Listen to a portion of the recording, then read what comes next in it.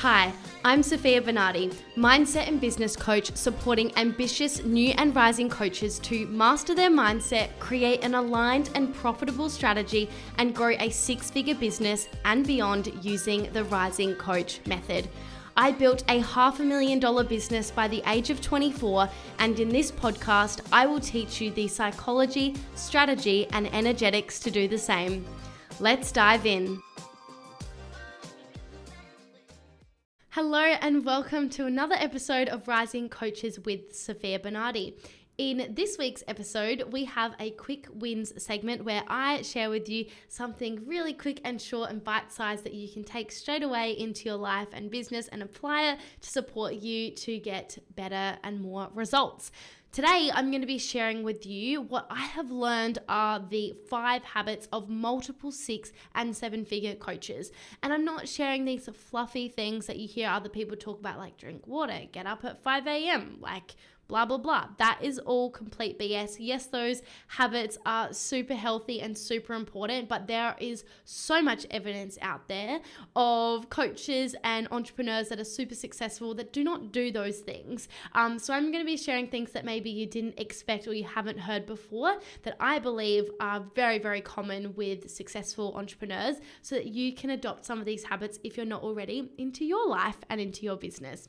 So let's get straight on in.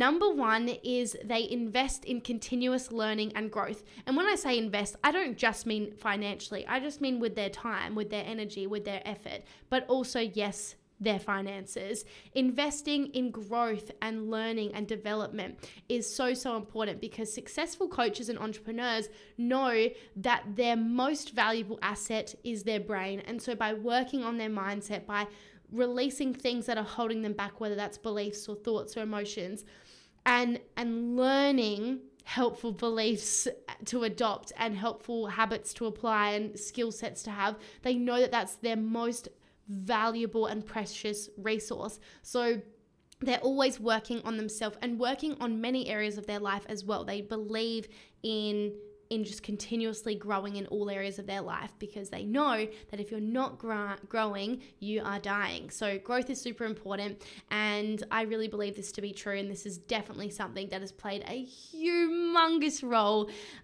in where I am today. In fact, I wouldn't be doing this today at all if it wasn't for that initial nudge to invest in myself, to learn and to grow and to improve, because I didn't know what to do with my life, and it wasn't until I invested in a seminar that was all about finding your purpose and releasing your fears and building confidence in yourself. Like, that's where this whole journey began. And so it was because I had that inkling to invest in myself and grow that I am here where I am today, where I am making, multiple 6 figures. The second habit is they are very organized and disciplined with their priorities. So organization is going to look different for everyone, but what I mean is for the areas of entrepreneurs' lives that are important, they find a way to make it happen. They implement systems and structures and organizations so that they can get things done. I found that really successful entrepreneurs, they're action takers, they're doers, they're go-getters, they're willing to do the work. They're not just in it for the outcome. They actually enjoy the journey. They actually enjoy the work. We might not all love it 24/7, but they're not sitting there complaining like, oh, I have to do a post, or I have to show up, or I have to do this, or I have to do that. They want to do it. And instead of saying that they don't have time, or they don't have this, or they don't have this, instead they make time through organization and through discipline. They're not waiting and relying on motivation. They have discipline. And it's a huge habit that I see. Anyone that I see relies on motivation and waiting to feel like it, they take a long time to grow. It's only when they apply discipline that a lot of momentum starts, because then no matter what, they show up. In fact, I could say this right now about what I'm doing. Whilst I love, recording podcast episodes, it's a Sunday afternoon and I was like, oh, I forgot that I haven't recorded these week's episodes. And I was like, do I feel like doing this on a Sunday afternoon? No, not really. Am I going to do it so that I, don't feel stressed, on Monday before I upload them on Tuesday? no, I don't want to do that. So of course I'm going to do it now. So I shift my state. Now I am in the headspace and I do feel good about it. But did I 5 minutes before I started recording? No, not really. Just to be completely transparent. There's so many things that I'm working on at the moment, which is really exciting and really special. And but discipline is what allows me to move forwards and do it. The next one is multiple 6 and 7 figure coaches set really big and specific goals and consistently work towards those goals. So they're not just setting little goals that don't really mean that much to them because they know that they can achieve it. For successful entrepreneurs, it's not about the achievement of the goal. Yes, that is a component of it. Yes, that is exciting and what everyone's moving towards. But actually, it's about the journey, and they want to be stretched. They want it to be hard. They want it to be a challenge. And so they set really, really big goals because they know that they get to expand as a person as well. So they set really big goals and they're very specific so they actually know whether they've achieved them or not. And more importantly than setting the goals, they move towards those goals consistently. They're big action takers.